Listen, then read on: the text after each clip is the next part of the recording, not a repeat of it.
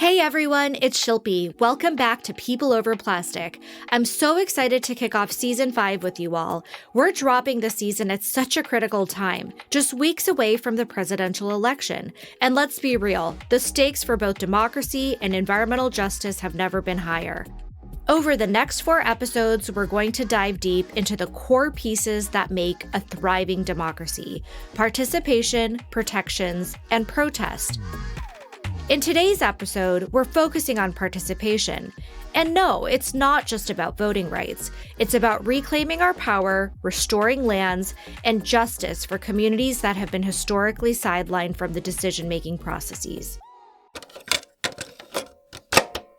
In these United States of America, this great country of ours, we American Indians, we can be anything we want to be, except American Indians. And that is created by the laws of this nation and condoned by its subsidiaries, the so-called tribal government, and designed for the Indian to fail, to be expendable, to be eliminated.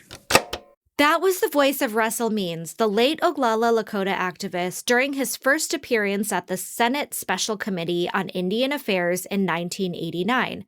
His words still hit hard, don't they? Today, we're diving into how Indigenous communities are leading the way when it comes to fighting for their rights and revitalizing their cultures. From the land back movement to environmental governance, they're showing us that participation means so much more than just casting a ballot. It's also about ensuring that democracy delivers on its promise for everyone. Which brings us to our guest. I'm so honored to be joined by PennElys Droz, an incredible Indigenous scholar and advocate. She's been doing groundbreaking work with the NDN Collective, and we're going to explore how Indigenous knowledge systems not only inform their own movements, but inspire broader shifts towards justice and democratic participation. It's really wonderful to be here with you today. I'm really excited to kick off the season with you. And just to ground us a little bit, in our earlier conversations, you've shared such a powerful picture of the origins of democracy, even before the United States came into being. Can you share that story with our listeners and what it means to you at a personal level? For those that are not aware, the Haudenosaunee, or the Six Nations people, they're the originators of representative democracy. They are the oldest continuously functioning democracy in the world. And their unity, their strength inspired the creators of the idea of the United States. The United States even took imagery from the Haudenosaunee, who have an eagle holding a bundle of arrows to demonstrate the power and strength of unity, as opposed to one arrow that can just break on its own. That's the imagery of the Great Law of Peace of the Haudenosaunee. The Great Law of Peace was created to bring diverse and conflicting nations together as one around the shared values of peace, consensus, value of the sources of life, and equity among people. And there are also other examples of similar confederacies across pre-colonial Turtle Island. So democracy did not have to be brought here. We were the founders of that way of governance. I want to go back to what you were explaining with Turtle Island, which refers to the continent of North America.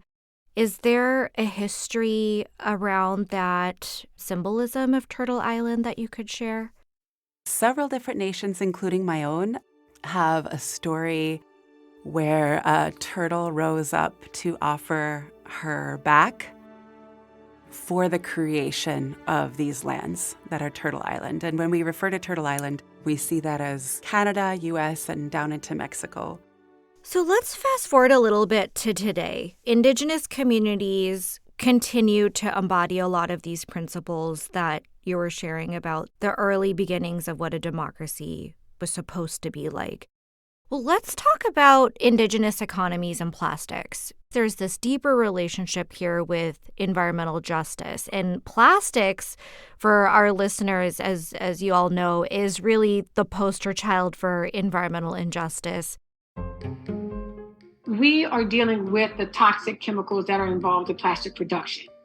And if plastic gets recycled, we are dealing with those chemicals being broken down and exposed to those chemicals again, because they're broken down into the same chemicals that they have to be, comes from the cracking and all the chemical processes that turned it into this thing. Like now you got to go backwards and do it all over again. So we are being exposed to the emissions, the air emissions, water. You have microplastics. These are even smaller, like the teeniest units that can get into our blood system, our air systems, our water. We're exposed to it. That was Dr. Joy Banner, one of the founders of the Descendants Project from Louisiana's Cancer Alley, an 85-mile stretch of land between Baton Rouge and New Orleans, which contains over 200 petrochemical plants and refineries. Plastics in relation to Indigenous advocacy, for example, disrupts connections to land, food, and culture in ways that go beyond mainstream understandings. From your perspective as an expert in Indigenous economies, how can we approach the topic of plastic in a way that doesn't disrupt Indigenous ways of life? The first story that pops to mind is a story that was shared by Danny Billy, a Seminole leader. And he said the sort of capitalist way of life is like a plastic cup. You fill it up, you use it, you throw it away. It's super fast and super convenient and very easy. The Indigenous way of life is like a clay cup. You have to take care. You don't just get to be flippant and careless about that clay cup or you'll break it. If we talk about the foundation of Indigenous economies, and the foundation of the economies that we all need that will allow the continuation of life, we need to slow down. We need to take care. That is what will allow our minds to see beyond the narratives we've been taught, to see beyond the cheap convenience. I also deeply recognize, as a mother of 5, that this sort of transient capitalist economy that has been laid over our territories that we are beholden to oftentimes requires us to hustle, requires us to reach for what's easy and quick.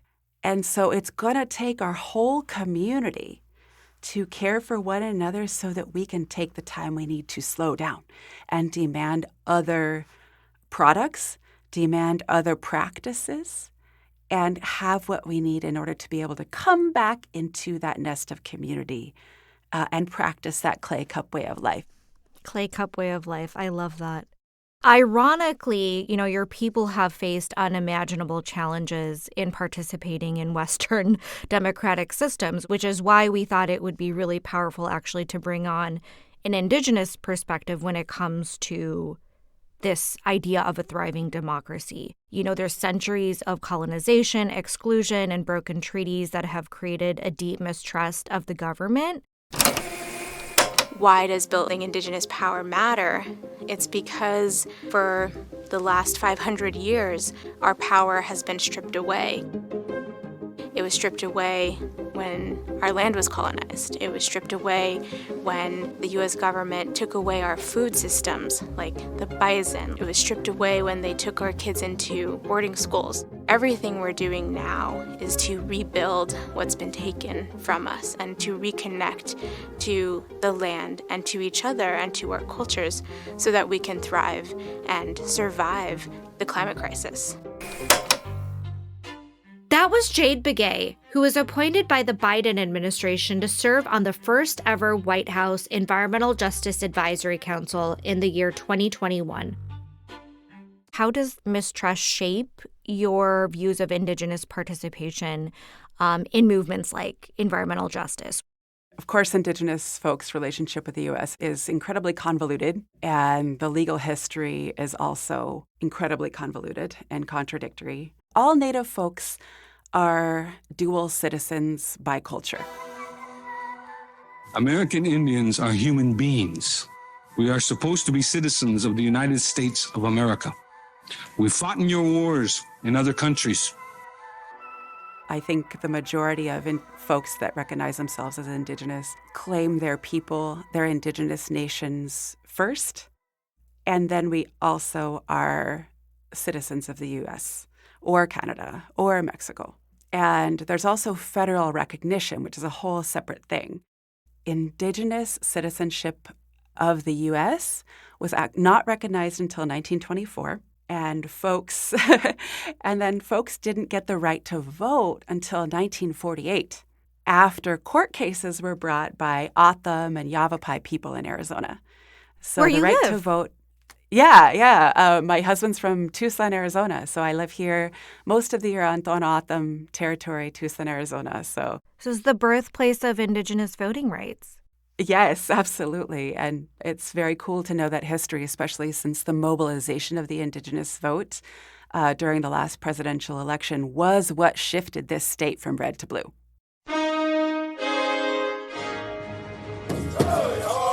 At the Navajo Nation Parade in Window Rock, Arizona, politicians out in full force to court the Native American vote. In 2020, their vote was pivotal. Arizonans on reservations cast a record-breaking 58,121 ballots last cycle, and President Biden picked up more than 70% of the votes in nearly every precinct on the Navajo and Hopi reservations. But after we got the right to vote, still various tactics were used to suppress that vote. As is, it's not new. It's the case with many suppressed folks. In order to go to the polls, you had to pass a literacy test, and that wasn't removed until 1972.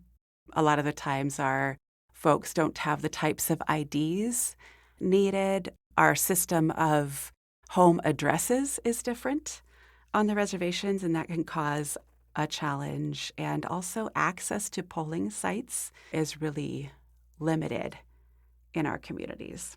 On that note, though, how does an organization like NDN Collective rebuild trust and encourage engagement in the democratic process? Because honestly, if I had that sort of history, I'd be like, fuck this, why would I even?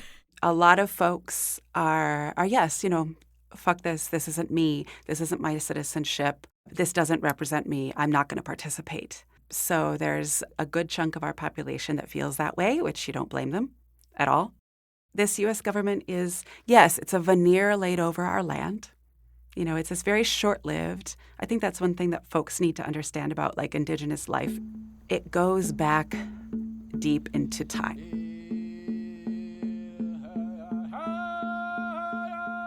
It means that you remember the stories, the teachings, you're connected to a history that is very, very ancient. The U.S. is very recent, very impactful, the apocalypse has happened already, but it is also this brief window of time we're just moving through.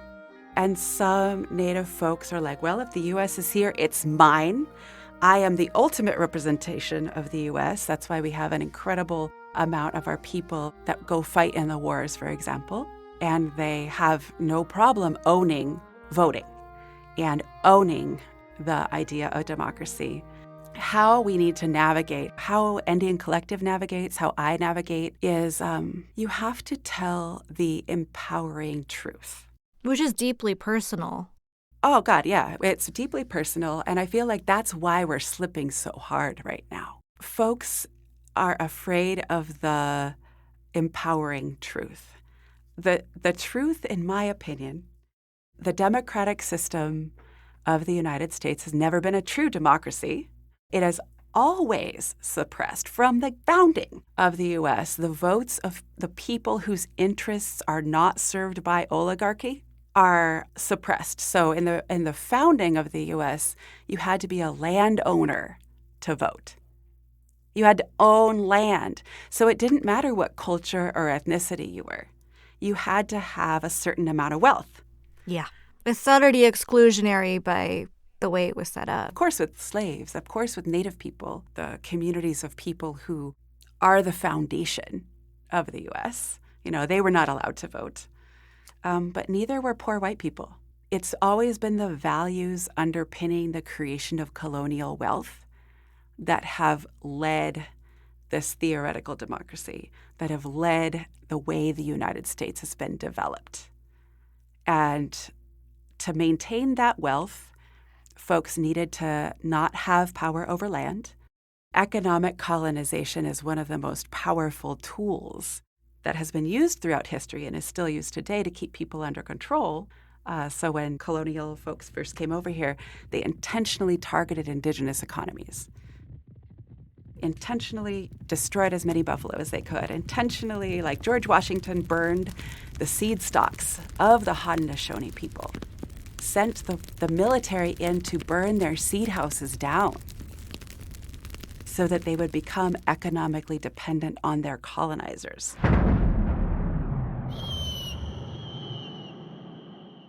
I think it's really, really powerful what you're saying. This idea of a democracy is really going to be different from person to person because it is so personal depending on your affiliation with the United States, where you are within Turtle Island, what the histories of your people have gone through. Democracy is supposed to be representative government of the people, and it never has been able to be. So I think that our task as part of an intercultural society is to remind people of that definition and that it's a simple one, and that we demand that those folks that attain those spaces and places continue to represent the values of their people, not the values and the narrative of colonial culture. And I think that's really difficult because colonial culture, and I'm not talking about white folks. You're talking more like philosophically speaking. Yes, the colonial culture is the water we swim in. It's the dominant water we swim in, absolutely. Speaking to the indigenous culture that I was raised in at home, if you were raised within something different, you know there's another world. You know that there's other possibilities and that the values of colonial culture, so individualism at the expense of all else, the value that through force and domination you can justify stealing the resources of others, that kind of theft gives one the moral authority to rule. A lot of folks wouldn't say that part out loud, but those are the belief systems behind pretty much everything we're experiencing right now. The global majority does not come from a colonial culture. No, we don't. We need to remind people this is a minority belief system that we're swimming in. And those of us that know how to pop our heads up and breathe the air, we have to breathe the air and invite our friends to come and see the beautiful world that's up there, and that it is possible to get there. This is a really important theme around narrative justice and colonialism, which is essentially what you're describing. How can we replace this dominant narrative of endless growth, particularly when it comes to the extractive economy? And how do we shift that towards a narrative that values community and our relationship with land? I think for some folks that are so embedded in this colonial mindset, it's extremely hard for them to see outside that box. That's a trap. It is. That's so true. And even in our own communities, we have been sort of the narrative of success in both worlds is the narrative I grew up in the 90s. You can pivot and be a good capitalist on this hand and have success in this world, and then you can pivot back and still be culturally responsible to your people. And I call bullshit. That is not the way forward. I believe that the way forward that is possible is reminding ourselves that our spiritual responsibilities to take care of our homelands, our cultural teachings of how to take care of each other and how to be for our communities, they can become the center of our decisions again. We need to make those the center of everything we do because that way we can model that for other communities. And if you're not in an Indigenous community, you don't have those teachings, no problem. humbling yourself to land and listening there, getting to know your neighbor, and knowing that you don't have to agree with their neighbor to have their back, whether you believe the same things politically or not. That is some Native community stuff where you might hate that person, but you're going to feed their kids. And if shit goes down, you're going to be right there. Yeah, everyone can do that, no matter where you live. That is the power of building what we need. And that is definitely not Republican or Democrat. That's apolitical. If you care about environmental justice, then I think you'll love The Margin. My name is Bryce Cracknell, founder and editor-in-chief of The Margin, a nonprofit publication that centers the people and places most affected by environmental injustice in the United States. We're proud to be part of the Counterstream Media family, the same folks who bring you the People Over Plastic podcast. Our latest issue features 2 powerful stories that explore Indigenous rights and sovereignty, including an explosive investigation into how a major public utility perpetuated over a century's worth of harm against tribes in the Pacific Northwest. You can read these stories and more at www.themargin.us. Now, back to the conversation. One of the things that you've touched upon throughout our conversation today is this idea of participatory justice. And I don't think we can leave our conversation today without talking about the land back movement, returning land to Indigenous communities, which is not just about righting historical wrongs. It's about ensuring that Indigenous peoples can actively participate in governing their land. Land back is about reclaiming Indigenous lands and getting land back into Indigenous hands and to reclaim everything stolen from us. When we were forcibly removed, we were fully thriving economies and societies and communities pre-colonization. And so all of who we are, our spirituality, our culture, our language, our lifeways, our ceremonies, but also our kinship systems, our governance systems, education, healthcare, housing, food systems are all based on this land right here. And so land back is that. It's literally reclaiming those lands so we can reestablish those relationships. You're hearing from Crystal Tubles of the Northern Cheyenne. So I just want to hear your thoughts around this land back movement, how it intersects with democratic participation, and how you're really looking at the future of what land back might look like for Turtle Island. I see it as a path forward to building collective power for Indigenous people and beyond. We are all here together now, but also the U.S. was created on land theft, genocide, and slavery. And you can't just say sorry for that. That's not how it works. No, you can't just land acknowledge that. The land acknowledgments is really more for the colonizers than anyone else at this point. It's like one sweet step, though, because, I'm 43. I remember when that wasn't even, Indigenous people. Oh, are you still alive? Actually, to be honest, I met somebody, a parent at my kid's school. They were like, oh, like they didn't know Indigenous people were still here still. I'm flabbergasted. It's still a real thing.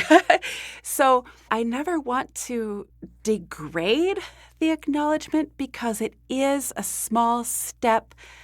But just like the DNC, we can't be like pretty worded into imaginary justice. So what PennElys is talking about for our listeners is the DNC, which was literally last week. There was a land acknowledgement, but there was a complete lack of inviting a Palestinian voice to speak and represent at the DNC. In fact, they were silenced and shunned. Well, let's hear some of what Roa Roman would have said had she been allowed to speak at the Democratic National Convention, or DNC. My name is Rua Roman, and I'm honored to be the first Palestinian elected to public office in the great state of Georgia, and the first Palestinian to ever speak at the Democratic National Convention. For 320 days, we've stood together demanding to enforce our laws on friend and foe alike to reach a ceasefire and the killing of Palestinians, free all the Israeli and Palestinian hostages, and to begin the difficult work of building a path to collective peace and safety. That's why we are here. Members of this Democratic Party committed to equal rights and dignity for all. What we do here echoes around the world, but we can't do it alone. This historic moment is full of promise, but only if we stand together. Our party's greatest strength has always been our ability to unite. Yes, we can be a Democratic Party that prioritizes funding our schools and hospitals, not for endless wars, that fights for an America that belongs to all of us, black, brown, and white, Jews and Palestinians, all of us, like my grandfather taught me, together. So again, who is the land acknowledgement for? To your point, yes, the acknowledgement is a sweet little step, but if there's no walking the talk, it can be extremely insulting. Yeah, no, completely. And so I feel like the spirit of greed is something that all of us have within us. And some of us have cultures and teachings that actively discourage that and provide alternative pathways. The colonial cultures that have dominated the globe encourage that as success. The undoing of colonial culture will involve the undoing of land theft, genocide, and slavery. And the practical undoing of land theft, genocide, and slavery is land back, healing, supporting the healing of people, and the space that people need to heal. People don't just heal overnight. People need space to be angry. People need space to integrate. And reparations. 100,000%. For Black folks. Absolutely. And Land Back is giving land back completely. It's beautiful. I have seen this sort of land back work between Indigenous and Brown and Black communities, between Indigenous and white communities, elicit some of the most beautiful intercultural healing and hard conversations. Would you be able to share a land back story that had a positive outcome that you could see being scaled throughout the world? One story that it's not a dreamy fantasy story because it took 2.5 decades of prayer and community building and power work and struggle and consistency on the part of the Wiyot people. Who are located where? Who are located in Northern California. They wanted their sacred island back, returned, which was a massacre site. And it was devastated ecologically, but it doesn't matter. You know, I think of one of my favorite authors, Leanne Simpson, had a quote, "Just because your mother has been abused doesn't mean that you abandon her or you love her any less." And so the Wiyot people organized, and it was as a result of a dream. It was a spiritual thing that started it. So people just started going and praying on the island.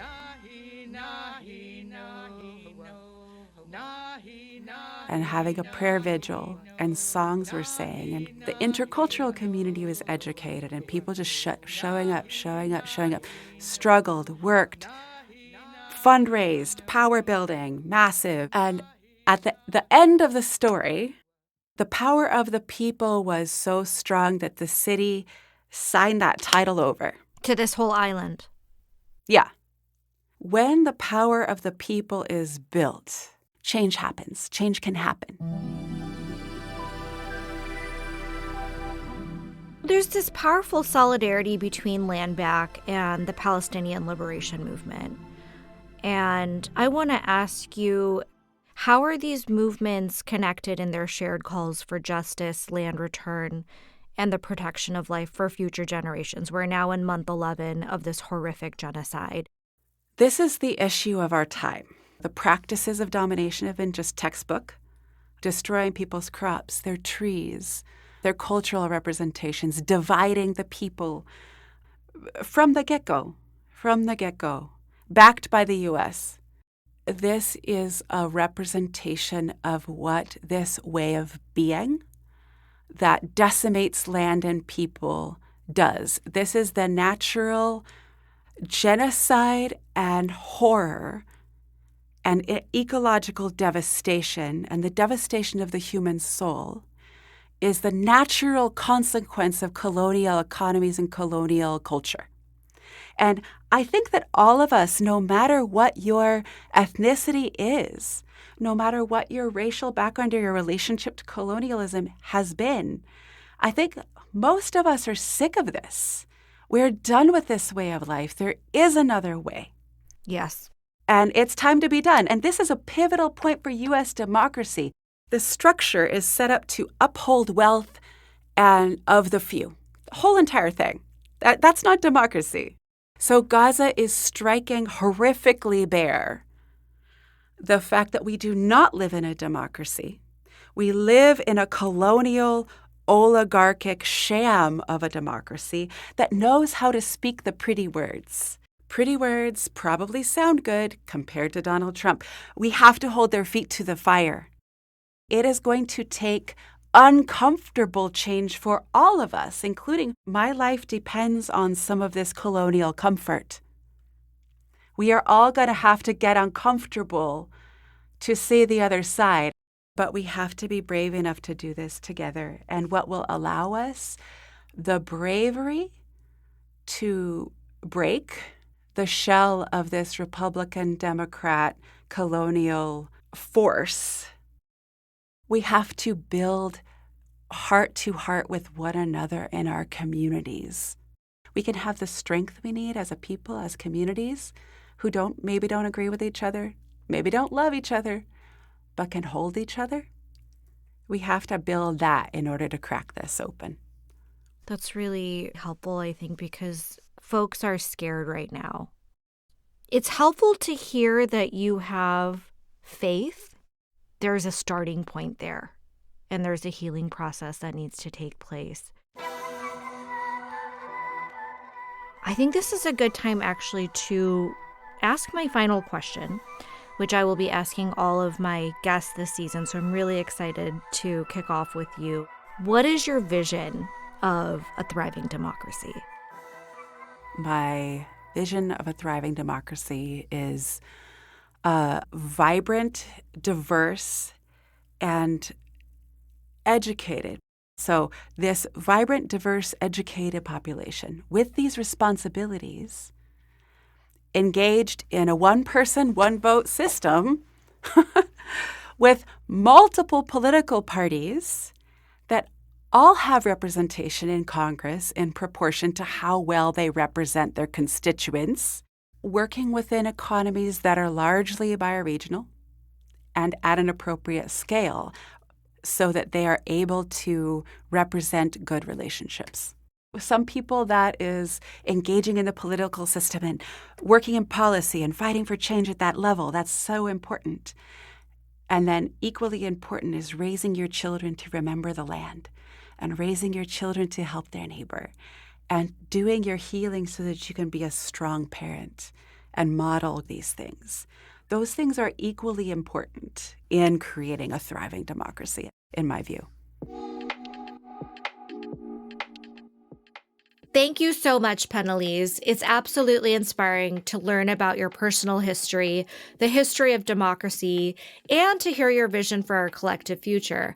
One that requires healing, bravery, some discomfort, and ultimately is rooted in liberation for us all. Thank you so much.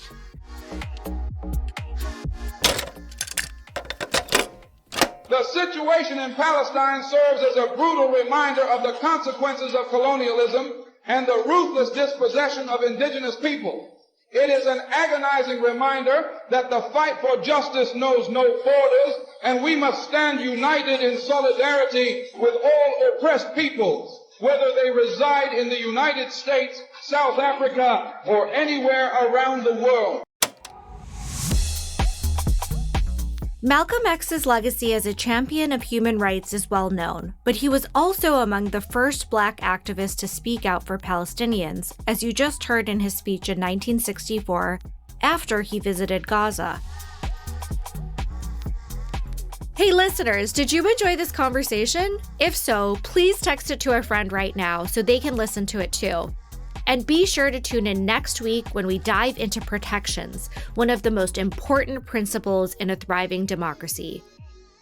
People Over Plastic is a project of Counterstream Media and produced by Mindy Raymaker and Dennis Maxwell. Our project manager is Vincent Ford, and our season artwork was designed by Lee No Heisig. I'm your host, Shilpi Chhotray. Until next time.